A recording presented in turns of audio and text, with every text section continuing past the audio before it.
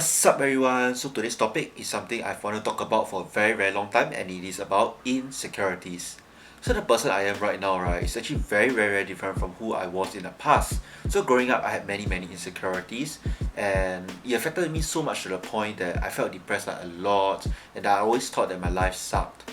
So as I grew older, I started working on myself because the feeling of never being enough was very intolerable. So today, I'm going to share with you my whole life experiences to show you how insecurity affected my life. Okay, so when I was a little kid, right, I grew up in an environment that always reminds me that I'm never good enough. So like no matter how well I did in an exam, I will rarely receive praises from my family, but instead I will get a lot of criticism for the marks that I lost. So right from there, not only did I not get motivated to do even better, I actually felt really discouraged. So my siblings, right, we also like frequently like to banter with each other, like maybe we call each other ugly as a joke. So right, even up to today, whenever I stare at the mirror, like when I'm preparing to go out, or my sisters will always like to say like stuff like so ugly, see for what, or just something along those lines. Then also right, I also had a extra thumb at birth, which at this point in time I already got a surgery to like cut it. So like you can see, it left behind a permanent scar. Yep, I don't know if you can see, but like okay. So growing up in such a culture, right, I began to like nitpick myself a lot. I will like sometimes I stare in the mirror, I'll think like, wow, why is my nose so big? Why my face so many moles? Or like why my ears are not symmetrical and stuff like that lah. So like from there, right, I became very, very sensitive to criticism, and like also if someone make a negative comments about my looks, right, it can really, really put me in a bad mood for like the entire day. Okay, so for those of you who know me, right, y'all will know I like to sing K. But in the past, right, when I first like sing, right, like I sing in the shower, my sisters will always say stuff like, "Oh, you ruined the song for me." That made me fear singing a lot. I was really afraid of like singing in front of people because I was damn scared they will mock me. Then that lasted until like I met some really close friends, and they really, really like forced me to sing. Then I started singing K. Okay, then another story is that for YouTube, right, like I first created this YouTube channel. So okay, YouTube is something I've wanted to do since I was young lah. Like always seeing all the YouTubers, I will always be like, wow, I also want to be like that one day. So I first created this YouTube channel, right. Well, my family was like really very unsupportive. They will say stuff like that I'm not cut out for this and that I'm not that funny or I'm not that entertaining lah, which I'm still working on it lah. Okay, so right, growing up in such an environment, right, I became very insecure lah. Okay, so since young, right, my ambition was to become an airline pilot. I've always loved the idea of ferrying people to their holiday destinations. So it definitely didn't help that actually I have a moderate hearing loss in my left ear. So after like a lot of annual checkups and like after that a CT scan, the doctor told me from the CT scan he saw that there was a missing bone. There was a missing bone such that not all the sounds were transmitted. So after that, the doctor gave me an option to go through a surgery such that they place a metal piece in place of the bone, so all the sounds will get transmitted. But then right, the doctor also said that it comes with like he said that something as simple as a sneeze might cause it to fall, and if that really happens, right, I need to go through the surgery again to get it reattached. And some more, every time I go through the operation, there's that 1% chance that my face nerve will get damaged permanently.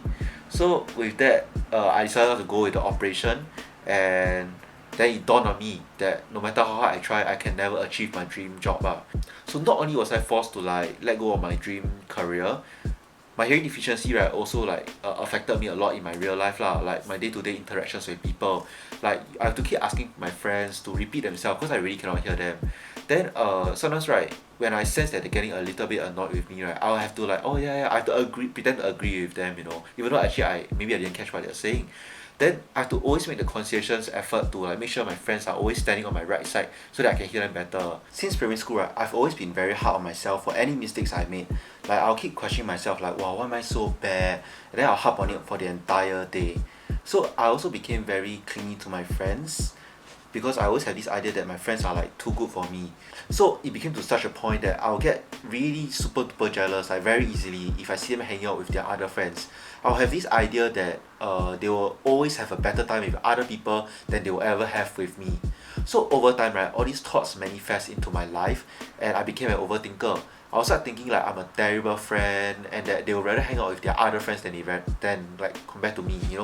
So over time, right, I will start like sometimes I'll start pushing them away, or I'll start playing my games, I'll like, maybe purposely not text them and see if they'll text me first. So in secondary school, one of my friends introduced me into the esports world, and that really changed my life. So from there, I met one of the greatest inspiration of my life, and he's Double Leaf, a professional League of Legends player.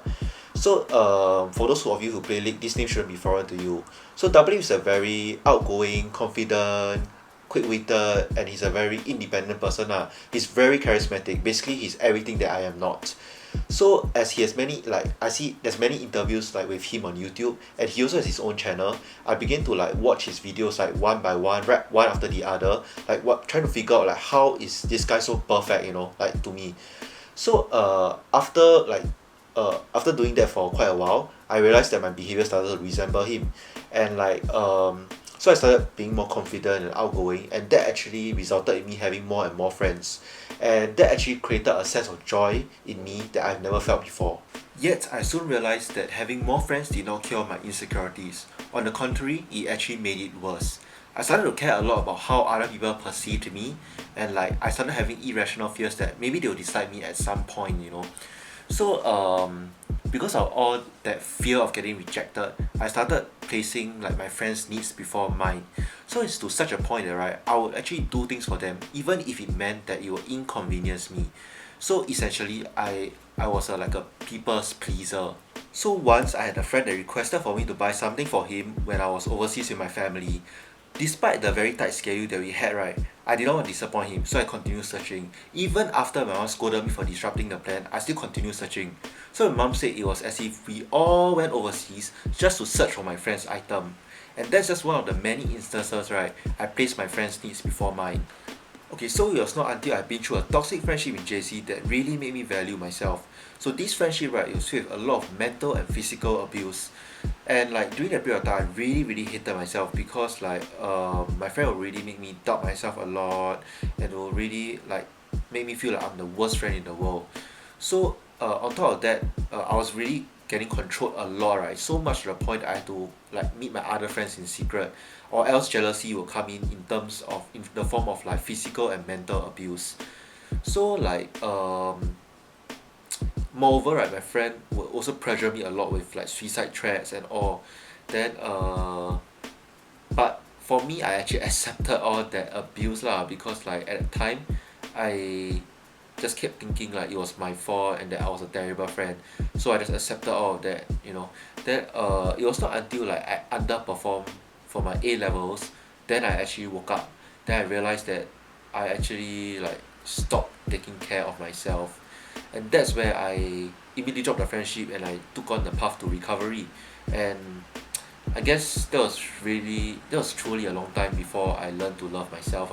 So some of my friends think that like I have a wonderful life, or that I have my shit together, which is kinda true, because honestly I think I'm a better person than I was like many years ago. And actually it's all partly thanks to like the numerous support my friends give me through my tough times. And like honestly I'm very proud of how far I've came, and like but at the end of the day I still have my own flaws, and I'm still working on myself. But the point here is that I want you to know that if I can do it, you can do it too. It's never too late to start your self-loving journey. At the end of the day, life is short, and we should all try our best to be the happiest we can and live the best life that we can. So recently there was this saying that really resonated with me deeply, and that is, you don't even like everybody. Why do you need everybody to like you? We need to realize that there will always be someone that will dislike us for who we are, and that's actually perfectly okay. Besides, we don't live to please anyone, but rather to please ourselves, and hopefully at the same time light up the life of people that we love. So, if you think that I've motivated you to start on your self-loving journey, please remember to sub to me, as I'll be creating more motivational videos to remind you that you are important and to love yourself. With that, I thank you all for watching, and I'll see you next time.